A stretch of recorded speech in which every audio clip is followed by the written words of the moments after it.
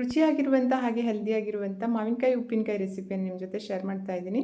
ನೋಡಿ, ಈ ಉಪ್ಪಿನಕಾಯಿನ ಆಗಿಂದಾಗಲೇ ಮಾಡಿಕೊಂಡು ತಿನ್ಬೋದು. ತುಂಬಾ ರುಚಿಯಾಗಿರುತ್ತೆ. ಇದನ್ನು ಮಾಡ್ಕೊಳ್ಳಿಕ್ಕೆ ನೋಡಿ, ನಾನಿಲ್ಲಿ 2 ಗಡ್ಡೆಯಷ್ಟು ಬೆಳ್ಳುಳ್ಳಿಯನ್ನು ಸಿಪ್ಪೆ ತೆಗೆದು ಇಟ್ಕೊಂಡಿದ್ದೀನಿ. ಹಾಗೆಯೇ 4 ಇಂಚು ಶುಂಠಿ ಮತ್ತು ಖಾರ ಇಲ್ಲದಿರುವಂಥ ಹಸಿಮೆಣಸಿನಕಾಯನ್ನು ಒಂದು 15ರಿಂದ 20 ತೆಗೆದುಕೊಂಡಿದ್ದೀನಿ. ಅಂದರೆ ಮಾವಿನಕಾಯಿಗಿಂತ ಸ್ವಲ್ಪ ಕಮ್ಮಿ ಇರಬೇಕಾಗುತ್ತೆ ಹಸಿಮೆಣಸಿನಕಾಯಿ. ಆನಂತರ ನೋಡಿ, ನಾನಿಲ್ಲಿ ಮಾವಿನಕಾಯಿನ ತೆಗೆದುಕೊತಾ ಇದ್ದೀನಿ. ಒಂದು ತೋತಾಪುರಿ ಮಾವಿನಕಾಯಿ, ಅಂದರೆ ಹುಳಿ ಸ್ವಲ್ಪ ಕಮ್ಮಿ ಇರುವಂಥದ್ದು, ಮತ್ತು ಬಾಕಿ ಇರುವ ಮಾವಿನಕಾಯಿ ಸ್ವಲ್ಪ ಜಾಸ್ತಿ ಹುಳಿ ಇರುವಂಥದ್ದು. ಈಗ ಇವಿಷ್ಟನ್ನು ಕಟ್ ಮಾಡ್ಕೋಬೇಕಾಗತ್ತೆ ನೋಡಿ. ಮೊದಲಿಗೆ ನಾನಿಲ್ಲಿ ಶುಂಠಿಯನ್ನು ಸಣ್ಣಕ್ಕೆ ಕಟ್ ಮಾಡಿ ಒಂದು ಚಾಪರಲ್ಲಿ ಹಾಕ್ತಾಯಿದ್ದೀನಿ, ಅಥವಾ ಚಾಕುವಿಂದ ಬಾರೀಕಾಗಿ ಕಟ್ ಮಾಡ್ಕೊಳ್ಳೋದಾದರೆ ಹಾಗೂ ಮಾಡ್ಬೋದು. ಹಾಗೆಯೇ ಅದರ ಜೊತೆಗೇ ಬೆಳ್ಳುಳ್ಳಿಯನ್ನು ಹಾಕಿ ಬಾರೀಕಾಗಿ ಚಾಪ್ ಮಾಡ್ತಾಯಿದ್ದೀನಿ. ಅಂದರೆ ಬೇಗ ಆಗಿಬಿಡುತ್ತೆ ಇದರಲ್ಲೇ ಮಾಡಿಕೊಂಡ್ರೆ ಅಂತ. ಚಾಪರಲ್ಲಿ ಮಾಡ್ಕೊಂಡಿರೋದ್ರಿಂದ ಬೇಗ ಕಟ್ಟಾಯಿತು. ಹಾಗೆಯೇ ತುಂಬಾ ಬಾರೀಕಾಗಿ ಕಟ್ಟಾಗುತ್ತೆ. ಈ ರೀತಿ ಆಗಬೇಕು.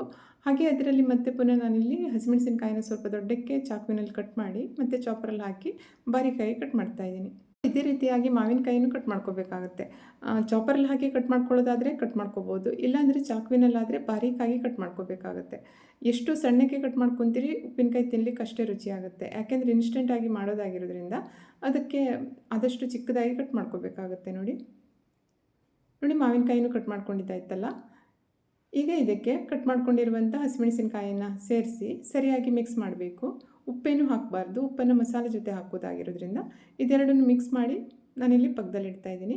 ಈಗ ಇದಕ್ಕೆ ಒಂದು ರುಚಿಯಾಗಿರುವಂಥ ಮಸಾಲೆಯನ್ನು ಮಾಡ್ತಾಯಿದ್ದೀನಿ. ಮೊದಲಿಗೆ ಮಸಾಲೆಯನ್ನು ಹುರ್ಕೊಳ್ಬೇಕಾಗತ್ತೆ. ನೋಡಿ, ನಾನಿಲ್ಲಿ ಫ್ರೈ ಪ್ಯಾನ್ನಲ್ಲಿ 3/4 ಟೀ ಸ್ಪೂನಷ್ಟು ಮೆಂತೆಯನ್ನು ಹಾಕ್ಕೊಂಡು ಅದು ಸ್ವಲ್ಪ ಕಲರ್ ಚೇಂಜ್ ಆಗೋ ತನಕ ಹುರ್ಕೋತಾ ಇದ್ದೀನಿ. ಮೆಂತೆಯನ್ನು ಚೆನ್ನಾಗಿ ಹುರ್ಕೊಂಡ್ರೆ ಅದರ ಕೈ ಸ್ವಲ್ಪ ಕಮ್ಮಿ ಆಗುತ್ತೆ. ಅದಕ್ಕಾಗಿ ಮೊದಲೇ ಮೆಂತೆಯನ್ನು ಹಾಕ್ಕೊಂಡು ಹುರ್ಕೋಬೇಕು. ಆನಂತರ ನೋಡಿ, ನಾನಿಲ್ಲಿ 2 ಟೀ ಸ್ಪೂನ್ನಷ್ಟು ಸಾಸಿವೆಯನ್ನು ಹಾಕ್ಕೊಂಡಿದ್ದೇನೆ. ಆನಂತರ ಅದಕ್ಕೆ 1.5 ಟೀ ಸ್ಪೂನ್ನಷ್ಟು ಜೀರಿಗೆಯನ್ನು ಮತ್ತು 1.5 ಟೀ ಸ್ಪೂನ್ನಷ್ಟು ಸೋಂಪನ್ನು ಹಾಕ್ಕೊಂಡಿದ್ದೇನೆ. ಹಾಗೆಯೇ 1 ಟೀ ಸ್ಪೂನ್ನಷ್ಟು ಕಾಳು ಮೆಣಸನ್ನು ಹಾಕ್ಕೊಂಡಿದ್ದೇನೆ. ಇವಿಷ್ಟನ್ನು ಚೆನ್ನಾಗಿ ಒಳ್ಳೆ ಪರಿಮಳ ಬರೋ ತನಕ ಹುರ್ಕೊಳ್ಬೇಕಾಗತ್ತೆ. ನೋಡಿ, ನಂತರ ಫ್ಲೇಮನ್ನು ಆಫ್ ಮಾಡಿ ಇದನ್ನು ತಣ್ಣಗಾಗಲಿಕ್ಕೆ ಬಿಡಬೇಕು. ಪೂರ್ತಿಯಾಗಿ ತಣ್ಣಗಾದ ನಂತರ ಮಿಕ್ಸರ್ ಜಾರಲ್ಲಿ ಹಾಕ್ಕೊಳ್ಬೇಕು. ಜೊತೆಗೇ ಸ್ವಲ್ಪ ಇಂಗಿನ ಚೂರನ್ನು ಹಾಕ್ತಾಯಿದ್ದೀನಿ. ಪುಡಿ ಇಂಗಿದ್ರೆ ಅದನ್ನು ಹಾಕ್ಕೋಬೋದು. ಈಗ ಇದನ್ನು ಪೌಡ್ರ್ ಮಾಡ್ಕೋಬೇಕು. ಸ್ವಲ್ಪ ತರಿ ಇದ್ದರೆ ಚೆನ್ನಾಗಿರುತ್ತೆ. ತುಂಬ ಸ್ಮೂತ್ ಪೌಡ್ರ್ ಮಾಡ್ಕೊಳ್ಳೋದು ಬೇಡ. ಮತ್ತು ಅದೇ ಫ್ರೈ ಪ್ಯಾನಲ್ಲಿ ನಾನಿಲ್ಲಿ 3/4 ಕಪ್ಪಷ್ಟು ಎಣ್ಣೆಯನ್ನು ಹಾಕ್ಕೊಂಡಿದ್ದೇನೆ. ಉಪ್ಪಿನಕಾಯಿಗೆ ನೀವು ಯಾವ ಎಣ್ಣೆಯನ್ನು ಹಾಕ್ತೀರಾ ಅದೇ ಎಣ್ಣೆಯನ್ನು ಹಾಕ್ಕೋಬೋದು. ಹಾಗೆಯೇ ಎಣ್ಣೆ ಕಾದ ನಂತರ ಅದಕ್ಕೆ 1 ಟೀ ಸ್ಪೂನ್ನಷ್ಟು ಸಾಸಿವೆ ಮತ್ತು 2 ಟೀ ಸ್ಪೂನ್ನಷ್ಟು ಬಿಳಿ ಸಾಸಿವೆಯನ್ನು ಹಾಕ್ತಾಯಿದ್ದೀನಿ. ಆನಂತರ ಚಾಪ್ ಮಾಡ್ಕೊಂಡಿರುವಂಥ ಬೆಳ್ಳುಳ್ಳಿ ಮತ್ತು ಶುಂಠಿ ಉಂಟಲ್ಲ, ಅದನ್ನು ಹಾಕ್ಕೊಂಡು ಚೆನ್ನಾಗಿ ಇದನ್ನು ಹುರ್ಕೊಳ್ಬೇಕಾಗತ್ತೆ. ಅಂದರೆ ತುಂಬ ಕಲರ್ ಚೇಂಜ್ ಆಗೋ ತನಕ ಏನು ಹುರಿಯೋದು ಬೇಡ. ಒಂದು 2ರಿಂದ 3 ನಿಮಿಷ ಹೈ ಫ್ಲೇಮಲ್ಲಿ ಇದನ್ನು ಹುರ್ಕೊಬಿಟ್ರೆ ಸಾಕಾಗುತ್ತೆ. ಈರುಳ್ಳಿ ಬೆಳ್ಳುಳ್ಳಿ ಚೆನ್ನಾಗಿ ಬೇಯಬೇಕು. ನೋಡಿ, ಅದು ಎಣ್ಣೆಯಲ್ಲಿ ಸ್ವಲ್ಪ ಕಲರ್ ಚೇಂಜ್ ಆಯ್ತಲ್ಲ, ಇಷ್ಟಾದರೆ ಸಾಕು. ಆನಂತರ ಅದಕ್ಕೆ 1 ಟೀ ಸ್ಪೂನ್ನಷ್ಟು ಇಂಗಿನ ಪುಡಿಯನ್ನು ಹಾಕಿದ್ದೇನೆ. ಆನಂತರ ಹುರಿದುಕೊಂಡಿರುವಂಥ ಮಸಾಲೆ ಪುಡಿಯನ್ನು ಹಾಕಬೇಕು. ನಂತರ ಗ್ಯಾಸ್ ಫ್ಲೇಮನ್ನು ಆಫ್ ಮಾಡಿಕೊಂಡು 1 ಟೀ ಸ್ಪೂನ್ನಷ್ಟು ಅರಿಶಿನ ಮತ್ತು 3 ಟೀ ಸ್ಪೂನ್ನಷ್ಟು ಕಾಶ್ಮೀರಿ ರೆಡ್ ಚಿಲ್ಲಿ ಪೌಡ್ರನ್ನ ಹಾಕ್ತಾಯಿದ್ದೀನಿ. ನೋಡಿ, ಕಾಶ್ಮೀರಿ ರೆಡ್ ಚಿಲ್ಲಿ ಪೌಡ್ರ್ ಹಾಕೋದ್ರಿಂದ ಉಪ್ಪಿನಕಾಯಿ ಕಲರ್ ತುಂಬಾ ಚೆನ್ನಾಗಿ ಬರುತ್ತೆ. ಯಾಕೆಂದರೆ ಖಾರಕ್ಕೋಸ್ಕರ ನಾವಿಲ್ಲಿ ಹಸಿಮೆಣಸು ಹಾಕಿದ್ದೇವೆ ಮತ್ತು ಕಾಳುಮೆಣಸು ಹಾಕಿದ್ದೇವೆ. ಅದಕ್ಕಾಗಿ ಈಗ ಇದಕ್ಕೆ ಸ್ವಲ್ಪ ಕಲರಿಗೋಸ್ಕರ ಅಷ್ಟೇ ಮೆಣಸಿನ ಹಿಟ್ಟನ್ನು ಹಾಕ್ತಾ ಇರೋದು. ನಾರ್ಮಲ್ ಚಿಲ್ಲಿ ಪೌಡ್ರ್ ಹಾಕ್ಬೋದು, ಆದರೆ ಅಷ್ಟು ಚೆನ್ನಾಗಿ ಕಲರ್ ಬರಲ್ಲ. ನೋಡಿ, ಈಗ ಇದು ಪೂರ್ತಿಯಾಗಿ ತಣ್ಣಗಾಗಿದೆ ಅಲ್ಲ. ಈಗ ಇದನ್ನು ಮಾವಿನಕಾಯಿ ಮತ್ತು ಹಸಿಮೆಣಸನ್ನು ಏನು ಕಟ್ ಮಾಡಿ ಮಿಕ್ಸ್ ಮಾಡಿ ಇಟ್ಕೊಂಡಿದ್ದೀವಲ್ಲ ಅದರ ಜೊತೆ ಹಾಕಿ ಸರಿಯಾಗಿ ಮಿಕ್ಸ್ ಮಾಡಬೇಕು.